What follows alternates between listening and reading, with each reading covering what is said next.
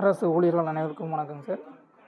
EL surrender பற்றி ஏற்கனவே ஒன்று பார்த்துருந்தோம். களஞ்சியம் அப்ளிகேஷனில் எப்படி நம்ம இதுக்கு முன்னாடி இஎல் சரண்டர் பண்ண டேட்டா கண்டுபிடிக்கிறதுன்னு எல்லோரும் ஒரே நேரத்தில் யூஸ் பண்ணனால அதில் கொஞ்சம் குழப்பம் வந்துருச்சு, எரர்னு காமிக்குது. இப்போ வெப்சைட்டில் கருவூலம் வெப்சைட்டில் எப்படி அதை கண்டுபிடிக்கணும்னு பார்க்குறோம் சார். வெப்சைட்டில் எங்கே பார்க்கணுன்னா லாகின் பண்ணிடுவோம். அது எல்லோரும் இந்த லாகின் ஐடி பாஸ்வேர்டு போட்டு உள்ளே போயிடுவோம். எம்ப்ளாயி செல்ஃப் சர்வீஸில் போயிட்டோன்னா இருக்க ஆப்ஷனில் ரெண்டாவதா இஎஸ்ஆர் பார்ட் 1 அதுக்குள்ளே போகணும் சார். இஎஸ்ஆர் பார்ட் 1ல் போயிட்டோன்னா இந்த பக்கம் பென்சில் மாதிரி இருக்குது பாருங்கள் சார். இந்த சிம்பிளை கிளிக் பண்ணணும்.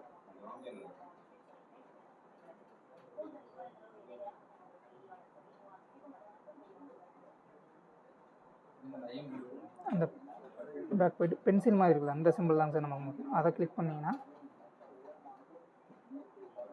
அதான் சார், இது எந்த டேட்டில் இதுக்கு முன்னாடி பண்ணோமோ அதே டேட்டில் தான் இப்போ பண்ண முடியுன்றனால நம்ம அந்த டேட்டுக்கு தெரிஞ்சுக்க வேண்டியிருக்கு.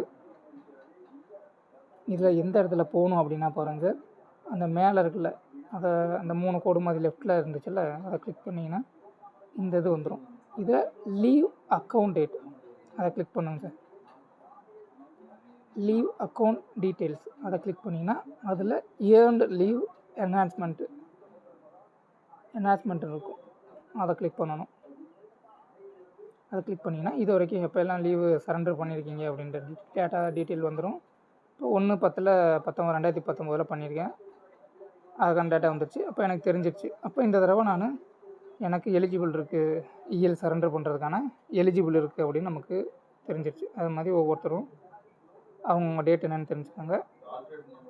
சரண்டர் பண்ணணுன்னா பண்ண முடியும்னா பண்ணிக்கோங்க. எந்த இடத்துல சொல்கிறேன்னு தெரியுதாங்க சார். நம்ம லீவ் அக்கௌண்ட் டீட்டெயிலில் ஏர்ன்ட் லீவ் என்கேஷ்மெண்ட்டுன்னு இருக்குங்களா, அந்த இதை கிளிக் பண்ணணும். யூசர் ஐடி பாஸ்வேர்டு தெரியும், எம்ப்ளாயி கோடு தான் நம்ம யூசர் ஐடி, பாஸ்வேர்டு தனித்தனியாக போட்டு வச்சுருக்கோங்க. Thank you sir.